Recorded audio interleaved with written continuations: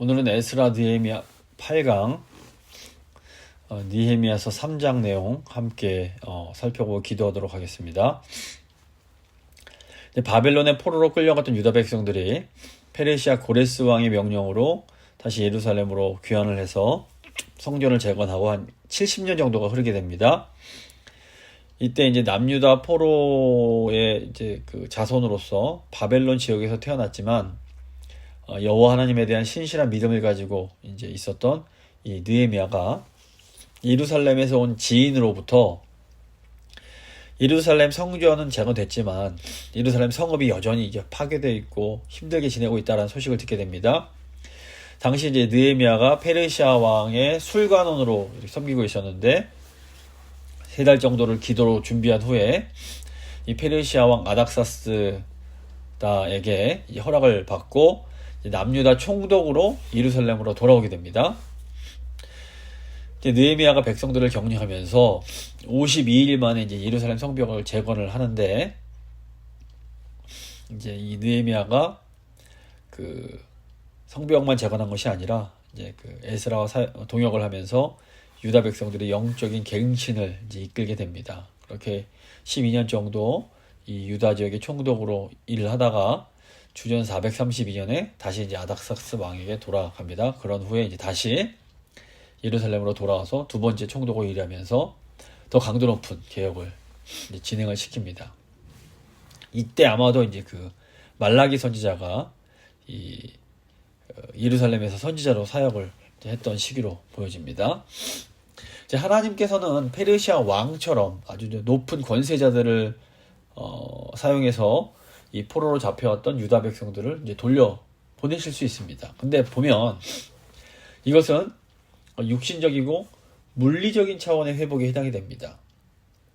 결국 하나님의 백성들을 영적으로 회복시키려면 하나님의 말씀으로 준비된 에스라와 느헤미야 같은 사람들이 필요한 겁니다. 그래서 저희가 하나님 말씀을 열심히 배우고 익혀야 하는 이유가 바로 이 때문입니다. 우리 다음 세대들이 하나님의 말씀으로 철저하게 잘 준비되면 이제 어려운 때에 하나님께서 우리 다음 세대들을 사용해서 그 에스라 느헤미야처럼 하나님의 이 백성들을 회복시키는데 이제 사용해 주실 수 있습니다. 느헤미야 3장부터는 이제 느헤미야가 이 무너졌던 예루살렘 성벽을 이제 다시 재건하는 그런 내용이 됩니다. 특별히 느헤미야 3장은 예루살렘 성벽의 재건된 부분들에 대한 많은 이제 장소들이 나옵니다. 근데 이제 문제는 이제 오늘날에 이런 장소들이 성벽의 어떤 부분과 위치에 있었는지 어떤 문을 언급하는지 정확하게 100% 다 알 수는 없다는 겁니다. 근데 이제 어느 정도는 저희가 이제 생각할 수 있습니다. 이제 그림을 제가 보여드리는 그림을 보시면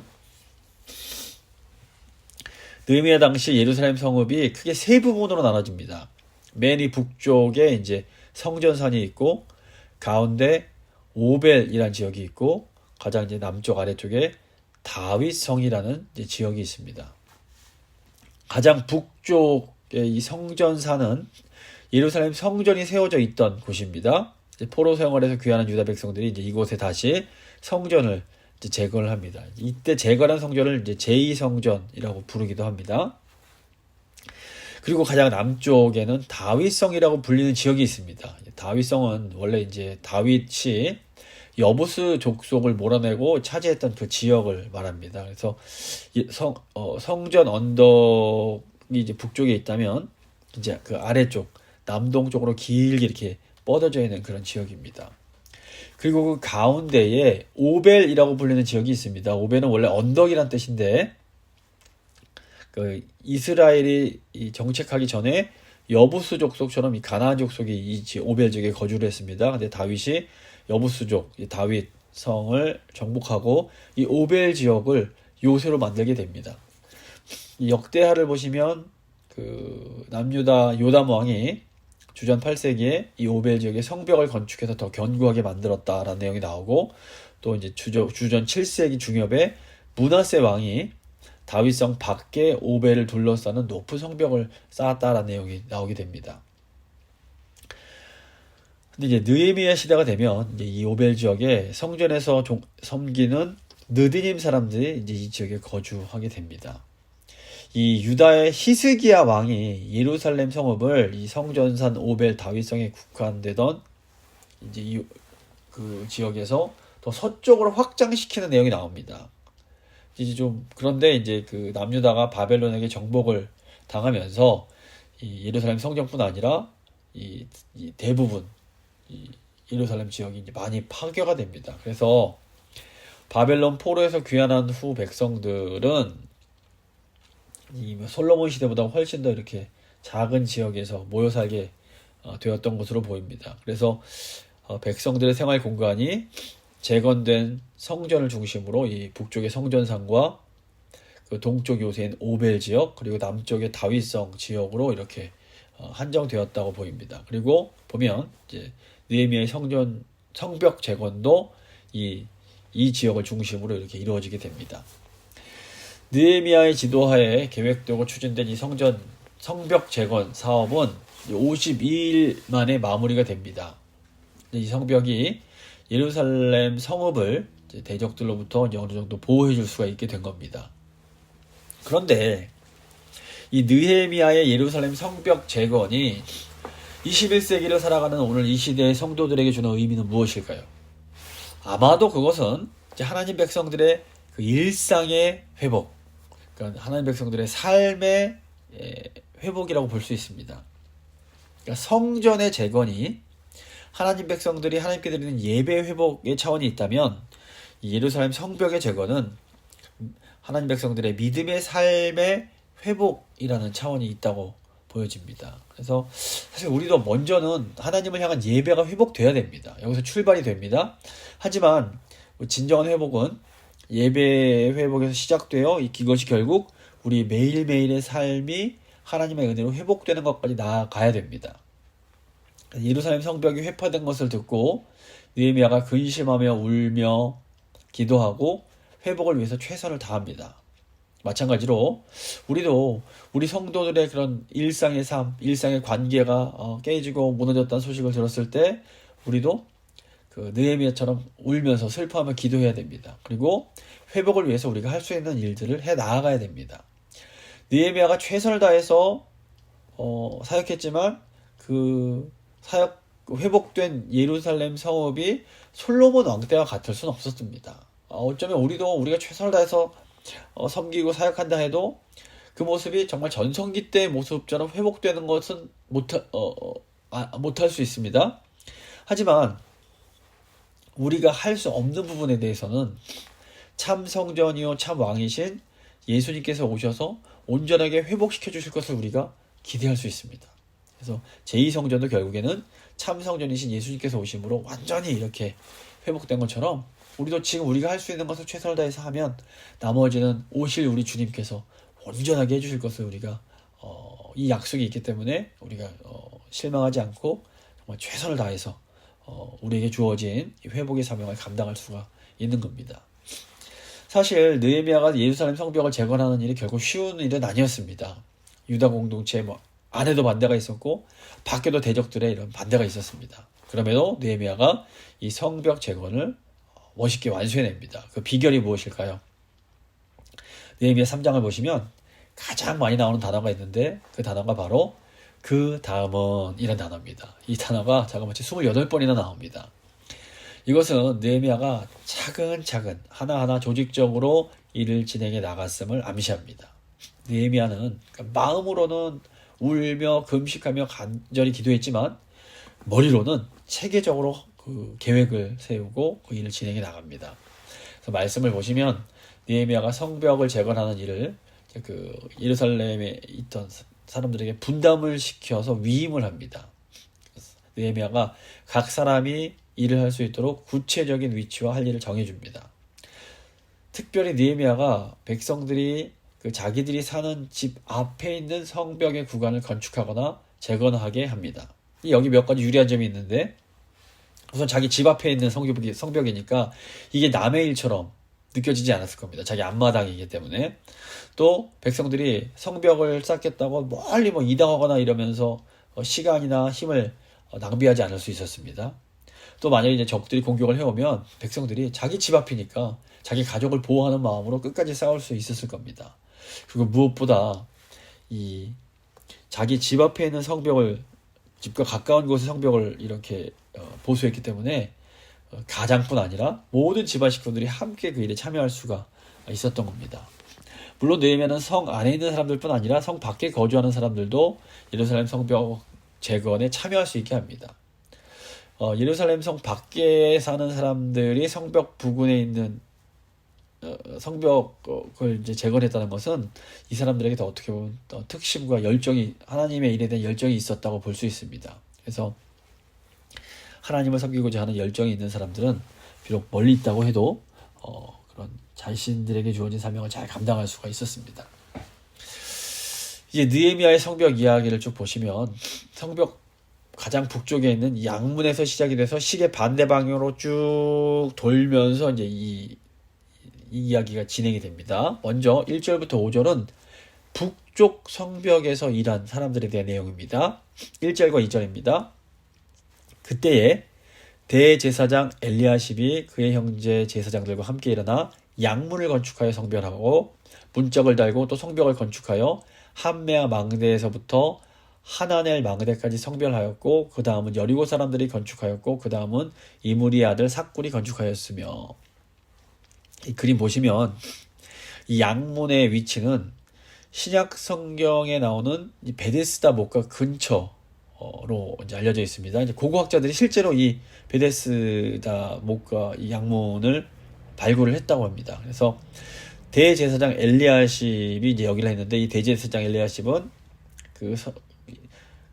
포로 1차 교환을 이끌었던 수룹바벨 시대의 대제사장인 예수아, 그러니까 여호수아라고 나오는 이 사람의 손자입니다. 그러니까 이 엘리야십과 다른 제사장들이 이 양문을 건축해서 성별을 하고, 또 좀 왼쪽에 있는 그 함메바 망대와 그 하나넬 망대에 이르기까지 이제 성벽을 담당을 합니다. 이 두 망대의 뭐 정확한 지점은 오늘날은 알려져 있지 않지만 이 양문과 이 어문 사이에 위치해 있었을 것이다 라고 보입니다. 보시면 이 성벽은 성전에서 아주 가까운 곳에 있었습니다. 이 지점의 성벽을 이 대제사장과 제사장들이 건축하게 한 것은 제사에 사용되는 제물들이 이 양문을 통해서 이제 들어오고 나갔기 때문일 겁니다. 제사장들이 자신들이 사역하는 것과 아주 직접적으로 관련된 곳이기 때문에 정성껏 양문에 기둥을 놓고 문짝을 달고 이 망대에 이르는 구간에 이 돌을 쌓아서 성벽을 건축했을 겁니다. 그래서 교회에서 어떤 사역을 이렇게 위임할 때에도 관심이 있어 하는 부분을 맡기는 것이 필요합니다. 보면 성도님들, 또 목회자들의 관심이 다 다릅니다. 어떤 분은 찬양을 좋아하고, 어떤 분은 음식 만드는 걸 좋아하고, 어떤 분들은 또 아이들에게 관심이 많고 이렇습니다. 그래서 이 교회에서 어떤 사역을 맡길 때 가장 관심이 있고 애정이 있어 하는 부분이 무엇이며, 또 그 성도들의 은사가 무엇인지를 잘 고려해서 위임하는 것이 필요합니다. 굉장히 중요합니다. 3절 보시면 어문은 하스나의 자손들이 건축하여 그 들보를 얹고 문짝을 달고 자물쇠와 빗장을 갖추었고 됩니다. 이제 어문은 예루살렘 성 북서쪽에 위치했을 것으로 보입니다. 느헤미야 13장 보시면 두로 지방 사람들이 예루살렘에서 물고기와 다른 물건들을 가지고 들여와서 성전에서 팔았다는 내용이 나옵니다. 아마도 이 어문이 이 두로 사람들이 뭐 물고기나 다른 물건을 팔려고 예루살렘 성전으로 들어오던 그쪽 문이었을 가능성이 있습니다. 그래서 이 문은 하스나 자손들이 건축하여 기둥을 세우고 문짝 달고 자물쇠와 빗장을 겁니다. 4절 보시면 그 다음은 학고스의 손자 우리아의 아들 무레못이 중수하였고, 그 다음은 무세사벨의 손자 베레가의 아들 무술람이 중수하였고, 그 다음은 바하나의 아들 사독이 중수하였고, 이제 어문에 이어지는 다음 부분은 무레못에 맡아서 건축을 했는데, 이제 에스라 8장 33절 보시면 이제 이 무레못의 아버지인 우리아가 제사장이라는 것을 알 수 있습니다. 여전히 이제 성전과 가까운 곳이기 때문에 제사장들 그 집안이 많이 이렇게 참여하고 있는 것으로 보입니다. 5절 보시면 그 다음은 드고아 사람들이 중수하였으나 그 귀족들은 그들의 주인들의 공사를 분담하지 아니하였으며 이렇게 됩니다. 이 드고아는 예루살렘에서 남쪽으로 한 18km 정도 떨어진 그런 곳에 있는 지역입니다. 근데 이 드고아 지역의 백성들은 성벽 공사에 참여하지만 드고아의 귀족들은 주인들의 공사를 분담하지 않았다고 나옵니다. 유대인들이 보통 하나님의 이름이 이제 여호와 또는 야훼를 부를 때 너무 거룩한 이름이라 함부로 부르지 못하고 주님이란 뜻을 가진 아도나이라고 불렀습니다. 그래서 요즘도 영어 성경에서 여호와는 the Lord, 주라고 번역이 됩니다. 그래서 여기 주인들은 히브리어 아도나이의 복수형인 아도네헴을 번역한 말입니다. 그래서 히브리어 보통 힘이 붙으면 이제 복수형인데, 이 성경 보시면 히브리어에서 어떤 대상에 대한 존경심을 나타낼 때 복수형을 사용하는 경우가 많습니다. 그래서 여기 나오는 주인들은 아마도 주인이신 하나님을 지칭할 가능성이 있습니다. 또는 그들의 이제 통치하는 위임을 받은 느헤미야와 페르시아 왕을 통칭하는 그런 가능성도 있습니다. 어쨌거나 지금 이제 드고아의 주민들은 성벽 공사에 참여했지만 드고아의 귀족들은 이 느헤미야의 통치를 그렇게 달가워하지 않았던 것으로 보입니다. 느헤미야가 분명히 주 하나님 여호와의 뜻에 따라서 이 성벽 재건이라는 사역을 지시하고 감당하고 있습니다. 하지만 유다 백성들 모두가 이 느헤미야의 명령을 반기고 순종했던 것은 아니란 것을 보게 됩니다. 그래서 우리가 하나님의 뜻을 이렇게 행할 때에도 이 반대가 있을 수 있는 겁니다. 이게 반대가 어떻게 주님 뜻을 우리가 가고 있는데 반대하는가, 이렇게 생각해서는 안 됩니다. 아무리 주님의 뜻이라도 반대는 있을 수 있습니다. 이제 6절부터 12절 보시면 서쪽 성벽에서 이제 일했던 사람들에 대한 내용이 나옵니다. 6절, 7절 보시면 옛 문은 바세아의 아들 요야다와 부소드야의 아들 무술람이 중수하여 그 들보를 얹고 문짝을 달고 자물쇠와 빗장을 갖추었고, 그 다음은 기브온 사람 물라드야와 메노롯 사람 야돈이 강서쪽 총독의 관할에 속한 기브온 사람들 및 미스바 사람들과 더불어 중수하였고, 이렇게 되어 있습니다. 서쪽 벽 맨 위쪽에 옛문이라고 불리는 문이 있었습니다. 그 다음 성벽은 이제 예루살렘에서 북서쪽으로 몇 킬로 떨어져서 살고 있던 기브온 지역 사람들과 또 메로노 지역 사람들이 이제 담당을 하게 됩니다. 근데 이 부분에서 주목할 것은 이 기브온 지역이 강서편 총독들이 지배하고 있던 땅이라는 겁니다. 그런데 이 지역 백성들이 지금 성벽 재건에 동참하고 있는데, 이 사람들이 이 일을 하려면 그 지역, 강서편 총독들이 주는 불이익을 감수해야 했을 수 있습니다. 그럼에도 이 사람들은 어떤 불이익, 어려움을 감수하면서도 기꺼이 성벽 재건하는 일을 감당했던 겁니다. 그래서 저희가 하나님께서 원하시는 일을 하고자 할 때에 때로 불이익을 감수해야 할 수 있습니다. 그런데 이런 어떤 어려움 속에서도 우리가 기꺼이 주님의 일을 감당할 때 우리가 하나님께서 주시는 놀라운 기쁨과 은혜를 경험할 수 있게 됩니다. 8절, 9절 보시면 그 다음은 금장색 할헤야의 아들 우시엘 등이 중수하였고, 그 다음은 향품 장사 하나냐 등이 중수하되 그들이 예루살렘의 넓은 성벽까지 하였고, 그 다음은 예루살렘 지방의 절반을 다스리는 후르의 아들 르바야가 중수하였고. 이 성벽 재건을 보시면 굉장히 안락하고 좋은 환경 속에 살던 사람들도 동참을 하는 것을 보게 됩니다. 8절 보시면 금장색과 향품 장사의 아들들이 나옵니다. 그러니까 유다 공동체의 많은 노동자들은 길드와 같은 이제 조직들을 갖추고 있었을 텐데, 금장색, 향품 장사는 부유한 사람들이었을 겁니다. 요즘으로 치면 큰 기업, 회장, 사장 이런 사람들이었을 텐데, 당연히 그 사람들의 아들들은 성벽 공사 같은 고된 노동을 경험하지 못했을 겁니다. 하지만 그들도 지금 예루살렘 성을 이렇게 재건하는 고된 사역의 한 부분을 감당하고 있습니다. 또 9절 보시면 예루살렘 지방 절반을 다스리는 관리자들이 나옵니다.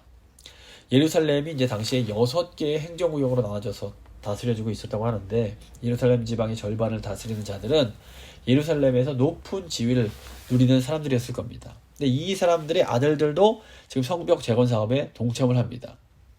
이제 그들이 얼마든지 다른 사람을 고용해서 일을 시킬 수 있었지만 또 이들이 보면 직접 성전 재건에 참여하고 있는 것으로 보입니다. 물론 예루살렘 성벽이 든든하게 갖춰지면 뭐 장소도 더 안정되게 할 수 있고 그 지역을 다스리는 사람들도 더 큰 안전을 경험하기 때문에 유리한 부분도 있었을 겁니다. 하지만 어쨌거나 부와 권력을 소유하고 있었음에도 불구하고 직접 자기 손으로 이 하나님을 위해서 일을 할 때 그들의 몸은 좀 고생스럽지만 마음에는 또 주님의 일을 한다는 큰 기쁨을 경험할 수 있었을 것으로 보입니다. 10절입니다. 그 다음은 하루마베 아들 여다야가 자기 집과 마주대한 곳을 중수하였고 그 다음은 하삼네의 아들 핫도스가 중수하였고 하림의 아들 말기야와 바한 모압의 아들 핫숲이 한 부분과 화덕망대를 중수하였고 지금 10절에 나오는 여다야는 자기 집과 마주대한 곳을 중수합니다. 이런 비슷한 내용이 이제 뭐 23절과 29절에도 또 나옵니다.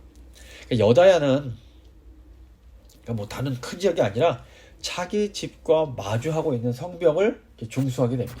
이 일이 뭐 어떻게 보면 뭐 이렇게 뭐 금장색이라든가 넓은 지역을 감당한 사람들에 비하면 대단한 일처럼 보이지 않을 수 있습니다.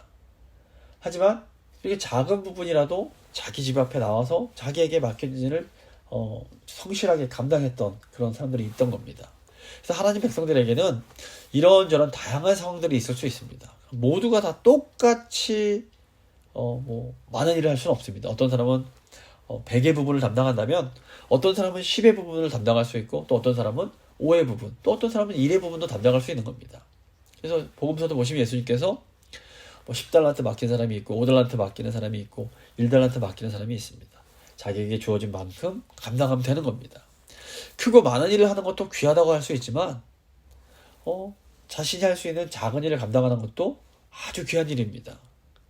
그래서 우리가 주님께서 맡겨주신 일, 작고 작은 일에 충성될 때 주님께서 또 더 큰 일도 감당할 수 있게 해주실 수 있습니다. 그래서 우리가 할 수 있는 일을 그 작은 일을 열심히 감당할 때에 하나님께서 그것을 아주 기쁘게 받아 주십니다.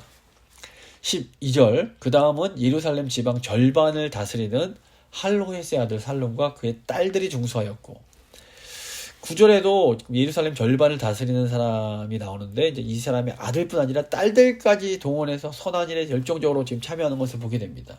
그러니까 이 딸들이 이 성벽 재건에 참여했다라는 것은 성벽 재건의 모든 가족들이 헌신했음을 이제 암시합니다. 사실 당시에는 여성들이 이렇게 어떤 공적인 사역을 주관하지 못하고 부모님이나 남편에게 복종하도록 요구가 됐던 그런 시대였습니다. 근데 성경이 굉장히 오래전에 쓰여진 책임에도 불구하고 성경 곳곳에 이 여성의 섬김과 헌신이 얼마나 귀한 것이고 하나님께서 그것을 얼마나 기뻐하시는지에 대한 암시가 굉장히 많이 숨어 있습니다. 그래서 하나님은 남녀노소 빈부 귀천을 초월해서 누구라도 하나님을 섬기고자 하면 그들의 마음을 기쁘게 받아주신다는 것을 우리가 분명히 보게 됩니다. 그래서 사실은 이 남녀 평등이 이루어질 수 있도록 이 기독교가 굉장히 큰 역할을 감당했음을 볼 수 있습니다. 물론 기독교가 여성을 억압하는데도 쓰임받기도 했지만 이건 이제 그 인간이 죄인이기 때문에 하나님 진리에서 멀어졌기 때문에 생긴 일이고 성경에서 가르치는 그런 정신을 우리가 잘 이해한 사람들은 그 아이들도 이렇게 그 인권을 세워주고 여성들도 이렇게 평등할 수 있는데 앞장섰던 것을 저희가 볼 수 있습니다.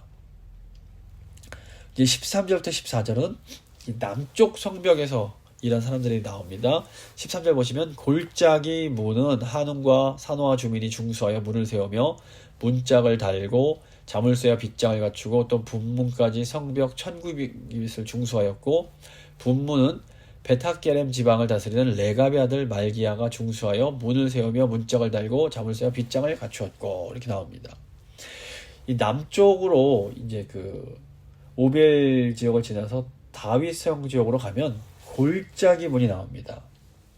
이 골짜기 문은 느헤미야 2장에서 느헤미야가 예루살렘으로 돌아온 다음에 밤에 그 예루살렘 성벽이 얼마나 무너졌는지를 살펴보기 위해서 나갔던 바로 그 문이 골짜기 문입니다. 그 아래쪽에 이제 분문이 있는데, 분문은 성읍이 더럽혀지지 않도록 뭐 시중에 쓰레기와 오물을 실어 이제 날랐기 때문에 이제 붙여진 이름으로 보입니다. 이 분문에서 나가서 더 남쪽으로 가면 예루살렘 성읍에 쓰레기와 온갖 오물을 버리던 흰돔의 골짜기가 나옵니다.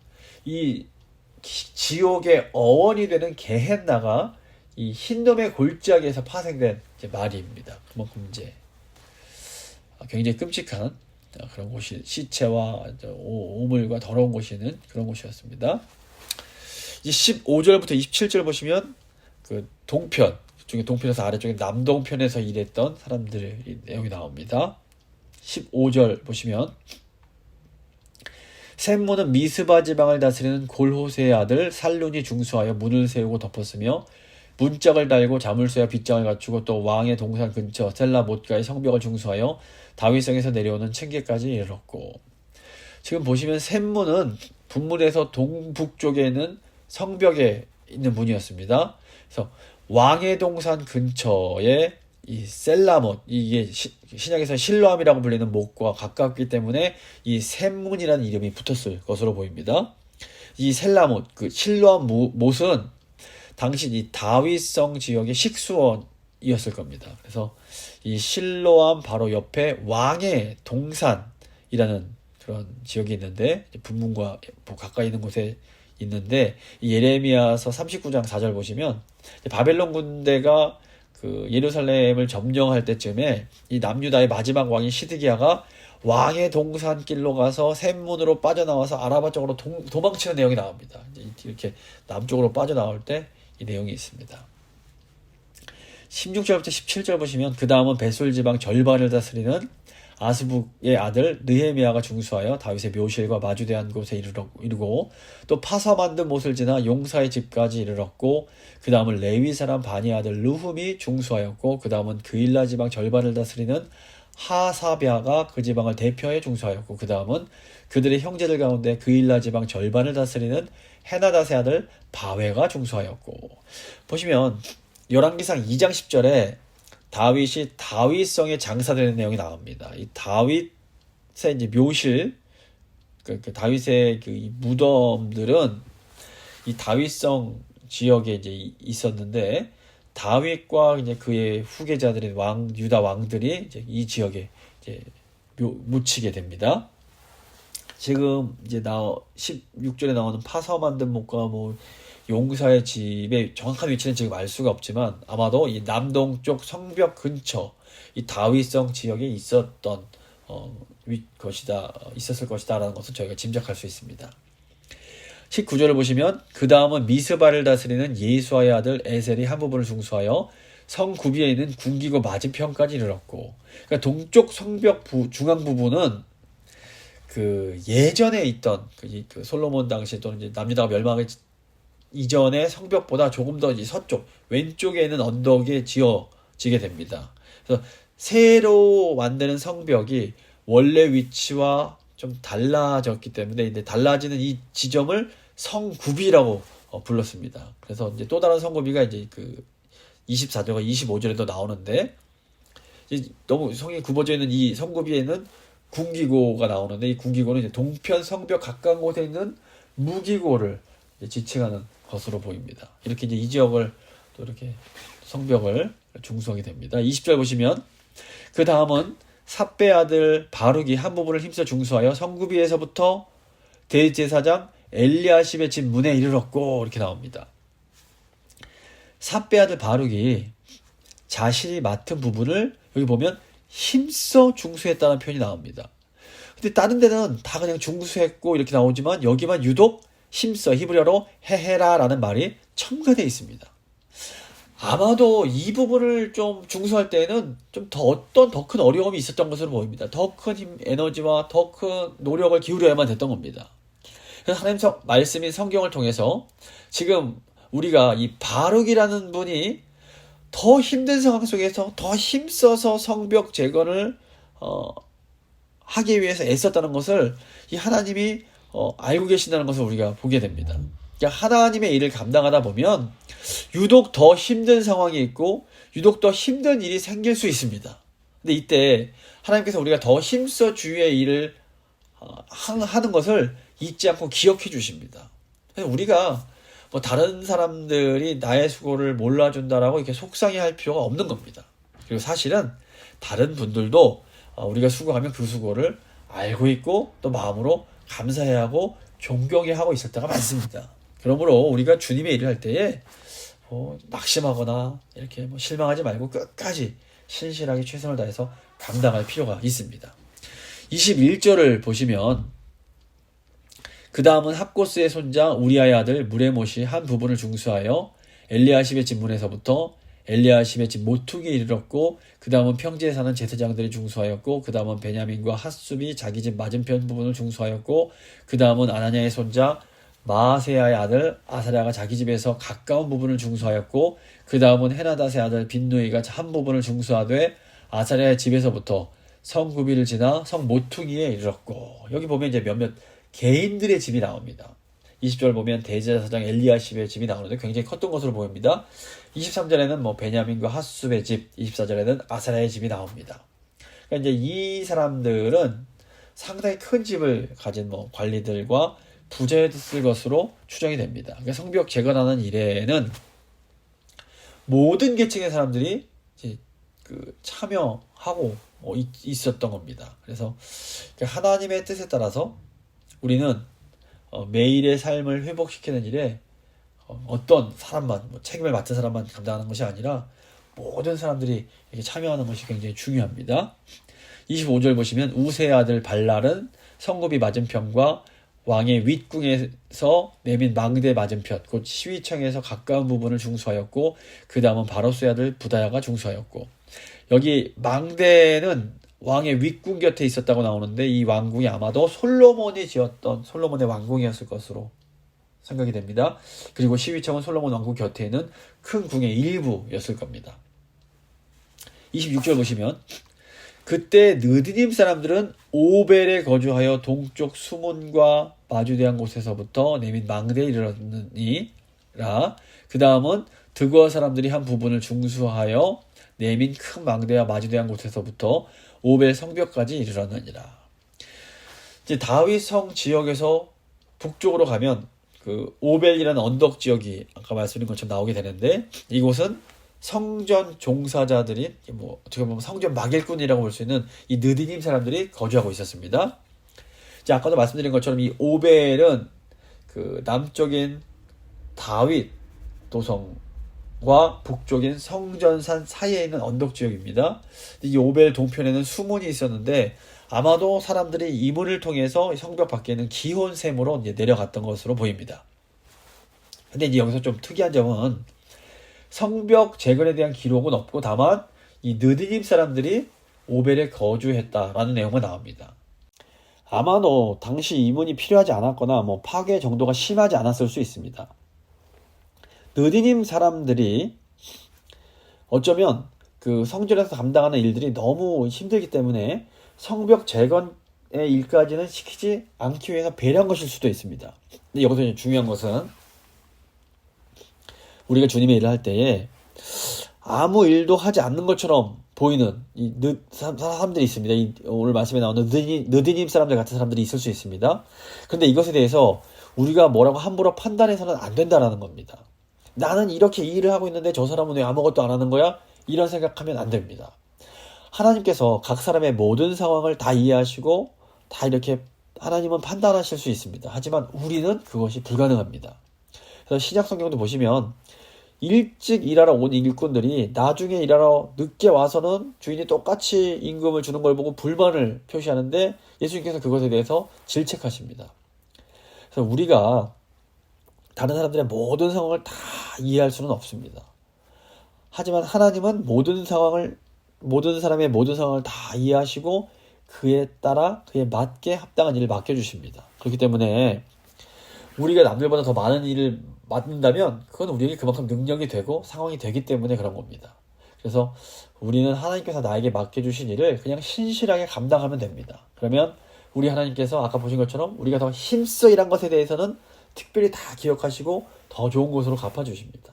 힘든 사람들은 또 이유가 있기 때문에 하나님께서 면하게 해주시는 겁니다. 우리가 그런 것들을 기억하면서 주님이 나에게 맡겨주신 일을 기쁨으로 감당하는 것, 이것이 이제 중요하다 생각하시면 됩니다.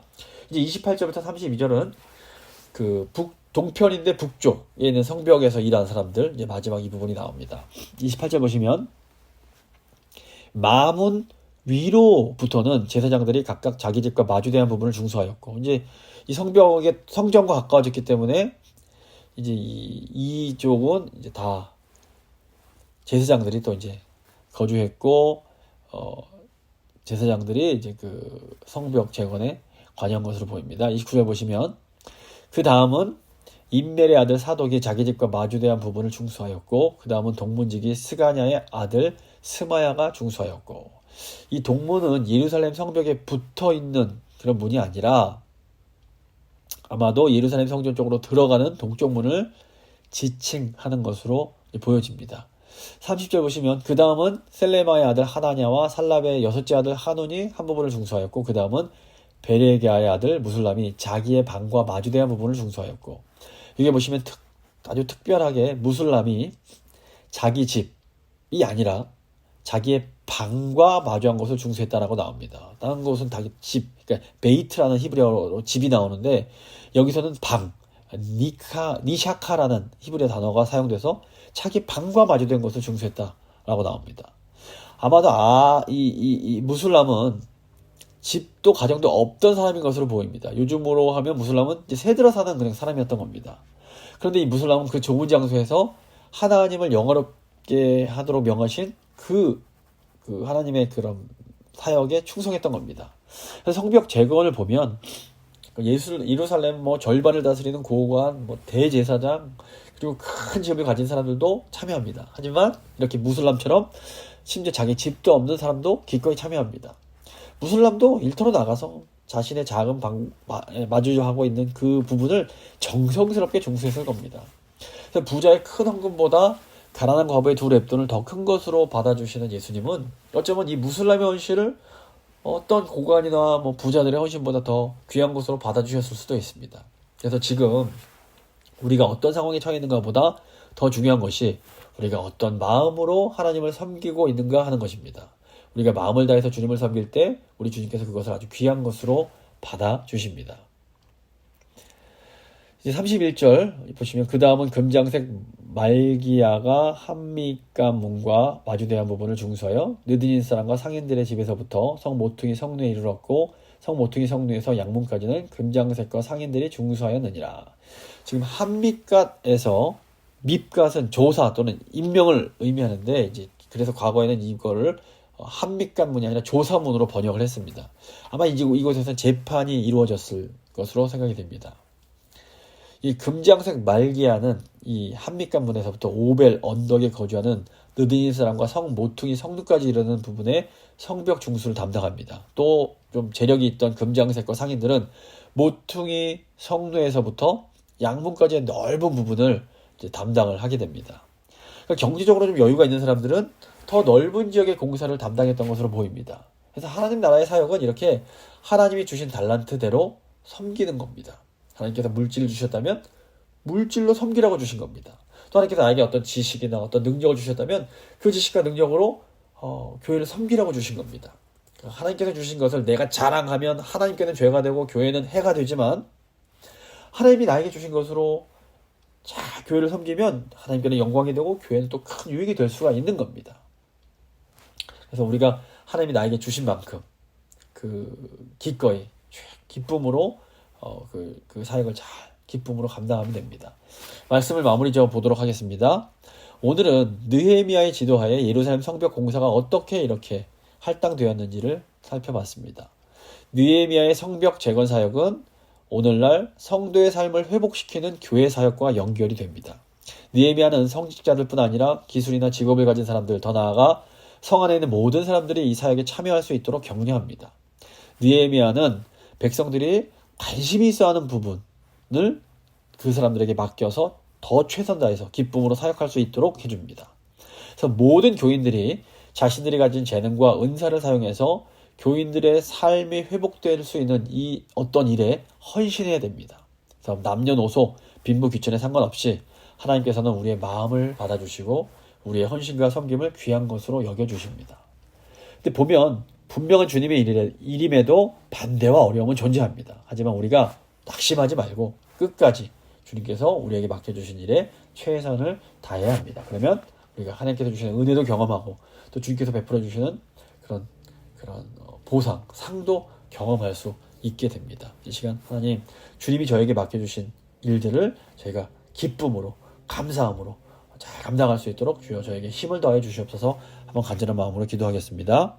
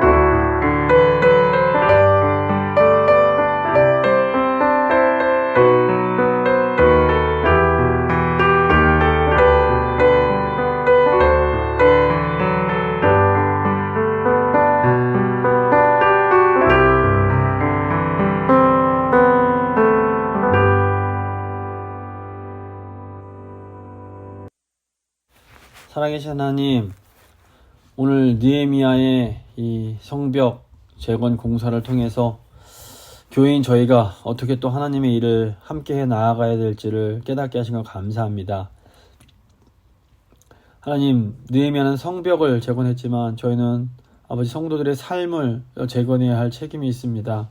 주님, 이 일에 목회자나 어떤 직분자뿐 아니라 모든 사람들이 참여할 수 있도록 주여 도와주시옵소서. 특별히 저희 다음 세대들이 저희 교회의 성벽과 같은 자들입니다. 주님, 그들을 잘 세워가는데 저희가 한 마음 한 뜻으로 힘써 일할 수 있도록 주여 도와주시옵소서. 제가 주의 일을 해 나아갈 때도 분명히 방해는 있을 터이지만 아버지 낙심하지 않게 하시고 주님께서 주시는 그 힘과 능력으로 기쁨으로 주님께서 맡겨주신 일들을 잘 감당할 수 있도록 주여 도와주시옵소서. 그래서 종국에는 우리 주 예수님께서, 참된 성전이신 예수님께서 이 일들을 저희가 상상하지 못할 방법으로 해주실 줄 저희가 믿습니다. 이 소망 가운데 끝까지 신실할 수 있도록 주님 저희를 붙들어 주시옵소서. 감사드리며 귀하신 우리 주 예수 그리스도의 이름으로 기도드립니다. 아멘.